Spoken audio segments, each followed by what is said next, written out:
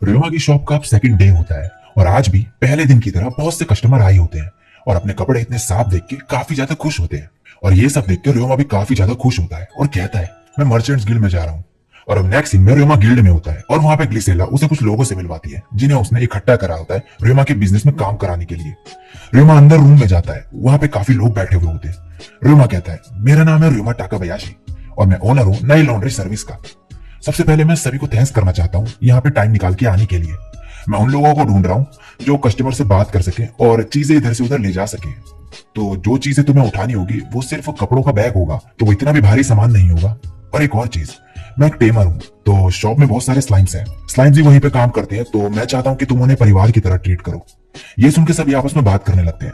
रेमा आप कहता है तो ये जॉब उन लोगों के लिए सही नहीं होगी जिन्हें स्लाइम पसंद नहीं या फिर स्लाइम से डर लगता है। अगर ऐसा है तो आप जा सकते हैं यहाँ से। और हाँ, अगर आप लोगों को मेरे जैसे बच्चे के साथ काम करना सही नहीं लगता तब भी आप यहाँ से जा सकते हैं। ये सुन के सभी कहते हैं स्लाइम्स मॉन्स्टर है। कुछ लोग कहते हैं एक बच्चे के लिए काम करना, और ये सब कह के सभी वहां से जाने लगते हैं।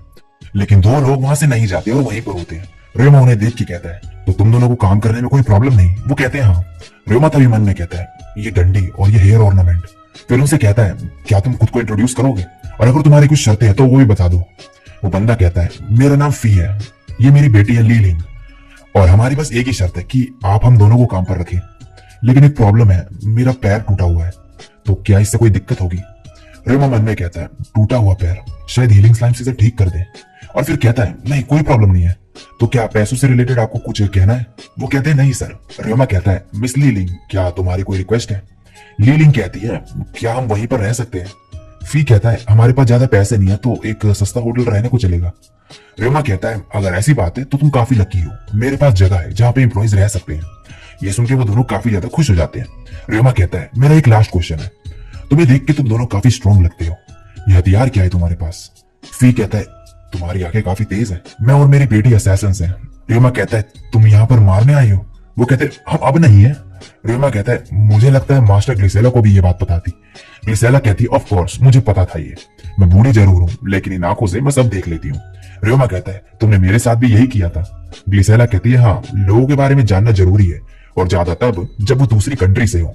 लीलिंग फिर कहती है जिस मास्टर के लिए हम पहले काम किया करते थे, जब वो वॉर में हारे तो हमने अपना घर खो दिया और उसके बाद हम यहाँ पर आ गए। फी कहता है पैसे कमाने के लिए हमने माइंस में काम किया, लेकिन वह काम करते वक्त एक दिन मेरा पैर टूट गया। और फिर ये दोनों कहते हैं सिर्फ गिल्ड मास्टर और तुम ही हो जिसने हमें पहचान लिया, तुम काफी स्पेशल लगते हो, क्या तुम भी किसी दूसरी कंट्री से हो? लीलिंग कहती है तुम हमारे जैसे लगते हो लेकिन सेम नहीं, काफी अजीब है ये। रेमा मन में कहता है अजीब बात तो ये है कि मैं दूसरी कंट्री से नहीं एक दूसरे वर्ल्ड से हूँ। रेमा उन्हें काम पे रखने के लिए मान जाता है। वो कहते हैं हमारा पास जानते हुए भी तुम हमें रखना चाहते हो? रेमा कहता है गिल्ड मास्टर तुम्हें यहाँ लाई तो मुझे कोई परेशानी नहीं है, और क्या तुम बॉडीगार्ड की जॉब भी कर सकते हो मेरे लिए अगर मुझे कभी जरूरत पड़ी तो? वो कहते हैं ठीक है, और अभी हाथ मिलाते हैं एक दूसरे से। ग्लिसेला कहती है इस बिजनेस का ब्राइट फ्यूचर है, तो जी जान लगा के काम करना। और हाँ एक और चीज, अपने हथियार हर जगह ले जाना बंद करो। वो कहते हैं इसके बिना हमें अधूरा सा लगता है। ग्लिसेला कहती है तुम कब अपनी असैसिन हैबिट छोड़ोगे? अब रेमा इन्हें अपनी शॉप पे ले जाता है और अंदर आके कार्ला और कैलम को इनसे इंट्रोड्यूस करवाता है, और अब ये दोनों भी वहां पे काम शुरू कर देते हैं। अब शॉप बंद होने के बाद रेमा सभी को कहता है बहुत ही बढ़िया काम किया तुम सबने, ये बहुत अच्छी बात है कि लगातार 2 दिन से इतने ज्यादा कस्टमर आ रहे हैं। कार्ला कहती है कुछ लोग जो आए थे उन्हें दूसरे कस्टमर रिकमेंड करा था। कैलम कहता है मेरे हिसाब से काम ऐसे ही चलेगा कुछ और दिनों तक। रेमा आप कहता है क्या तुम आज की सेल्स कैलकुलेट कर लोगे? वो कहते हैं ठीक है, और मिस्टर फी और लीलिंग को अपने साथ ले जाता है और उन्हें एक जगह ले जाके डायमेंशन ऑफ मैजिक यूज करके अपने हीलिंग स्लाइम निकालता है। और ये देख के फी जो है हैरान हो जाता है कि रेमा स्पेस मैजिक भी यूज कर सकता है। लीलिंग पूछती है ये कौन से स्लाइम है? रेमा कहता है ये हीलिंग स्लाइम्स है और ये हील करते हैं चोट को, और उसके हीलिंग स्लाइम उसके पैर को ठीक कर देते हैं। ये देख के फी और लीलिंग काफी ज्यादा खुश हो जाते हैं और रेमा को थैंक्स करने लगते हैं। फी कहता है हमारे पास पैसे नहीं थे ये ठीक कराने के लिए, हमने सारे पैसे गार्ड को दे दिए थे बॉर्डर पे हमारी कंट्री से भागने के लिए। हमारे पास बस एक ही चॉइस थी, या तो अपनी जान गवाते या फिर पैसे। अब नेक्स्ट सीन में रेमा इन्हें इनके रहने के रूम्स भी दिखाता है और रूम देख के काफी ज्यादा खुश हो जाते हैं। शॉप पे वापस आके कार्ला रेमा को आज की सेल्स दिखाती है, जिसे देख कर रेमा कहता है हमने कल से भी ज्यादा सेल्स करी। कैरम कहता है हमारी सेल्स और भी बढ़ेगी ऐसे। कार्ला रेमा को दूसरे टाउन में भी अपनी शॉप की ब्रांच खोलने का आइडिया देती है। रेमा कहता है ये कुछ ज्यादा ही जल्दी हो जाएगा। कैलम कहता है इन चीजों के लिए कोई जल्दी नहीं है। कार्ला कहती है अगर तुम एक पर्सन फाइंड कर लो जिसमें तुम ट्रस्ट कर सकते हो तो तुम अपनी ब्रांच ओपन कर सकते हो। रेमा कहता है ओके ओके मैं सोचूंगा इस बारे में। और फिर कहता है मिस्टर फी और लीलिंग को मिलिट्री एक्सपीरियंस है, तो ये हमारे बॉडीगार्ड की तरह भी काम करेंगे, तो इनकी सैलरी में ये चीज जरूर इंक्लूड करना। ये सुन के वो दोनों और भी ज्यादा खुश हो जाते हैं और रेमा को थैंक्स करते हैं। अगले दिन रेमा एलियारिया से मिलता है और कहता है आज भी मैजिक प्रैक्टिस करने जा रही हूँ। एलियारिया कहती है हाँ सॉरी मैं तुम्हारे बिजनेस में हेल्प नहीं कर पा रही। रेमा कहता है कोई नहीं, मैंने एम्प्लॉइज रख लिए हैं हेल्प करने के लिए, और उसे बाय बोल के वहां से चले जाता है।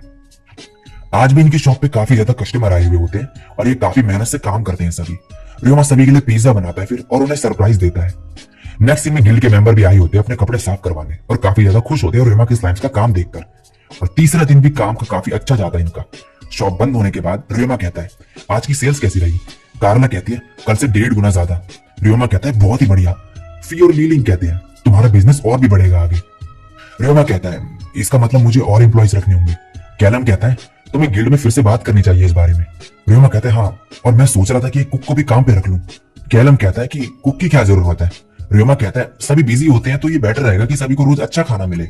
सब ये सुन के बहुत ज्यादा खुश हो जाते हैं और रेमा को कहते हैं तुम अपने एम्प्लॉयज को काफी अच्छे से ट्रीट करते हो। नेक्स्ट सीन में रेमा ग्लिसेला के पास जाता है फिर से। ग्लिसेला कहती है तो तुम्हें कितने एम्प्लॉयज चाहिए। रेमा कहता है 3 और एक कुक भी। ग्लिसेला कहती है कुक, बहुत इंटरेस्टिंग है, ये एक वर्कर ही खाना बनाता है वैसे। रेमा कहता है हाँ मिस्टर कैलम ने भी ये बोला था लेकिन मुझे प्रोफेशनल चाहिए। ग्लिसेला कहती है ठीक है मैं एम्प्लॉयज ढूंढ लूंगी। रेमा कहता है कि एक और चीज। ग्लिसेला कहती है मुझे पता है, इस बार मैं उन्हीं लोगों को बुलाऊंगी जिन्हें तुम्हारे और तुम्हारे स्लाइम के साथ काम करने में कोई प्रॉब्लम ना हो। अगले दिन ग्लिसेला रेमा को एम्प्लॉयज से मिलवाती है और उनके नाम होते हैं फीना, मारिया और जेन। ग्लिसेला कहती है ये तीनों एक ही विलेज से आई है गेमुल में काम ढूंढने। और फिर वो रेमा को एक और लड़की से मिलवाती है जिसका नाम होता है सेल्मा। वो कहती है मैं एक होटल में खाना बनाने का काम करती थी। ग्लिसेला कहती है इन सभी को तुम्हारे साथ काम करने में कोई दिक्कत नहीं, बस तुम्हें हाँ करना है। रेमा कहता है मैं इन्हें काम पे रखने के लिए तैयार हूँ।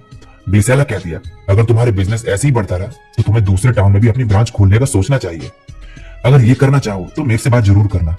रेमा कहता है उसके लिए ये काफी जल्दी होगा। ग्लिसेला कहती है बच्चे ये क्या कह रहे हो, तुम चाहो तो मैं आज ही स्टार्ट कर सकती हूँ। और रेमा एक स्माइल देता है फिर। नेक्स्ट सीन में रेमा कहता है 1 हफ्ता गुजर गया हमारी शॉप को ओपन हुए, कस्टमर्स काफी खुश हैं और सभी काम अच्छे से कर रहे हैं। सेल्मा का खाना लाजवाब है। 7 एम्प्लॉइज रखने की वजह से मुझे थोड़ा टाइम मिल गया वॉल साफ करने का और फ्लावर्स को पानी देने का। अब मुझे यहाँ पर ज्यादा रहने की जरूरत भी नहीं, शायद मुझे एडवेंचरर्स गिल्ड में कुछ जॉब्स ले लेनी चाहिए जाके। अब जेमिन फैमिली ये सब दूर से देख रहे होते हैं और रीनहार्ट कहता है मुझे पता था कि ये अच्छे से काम करेगा लेकिन ये तो मेरी एक्सपेक्टेशन से भी ज्यादा बढ़िया है। मुझे लगता है कि ये इस टाउन में अच्छे से रह सकता है खुद। एलियारिया कहती है हाँ अगर कोई ये कर सकता है तो वो रेमा ही है। और रेमा तभी जेमिन फैमिली को देख के हाथ हिलाता है। और इसी के साथ ये एपिसोड यहीं पे एंड हो जाता है।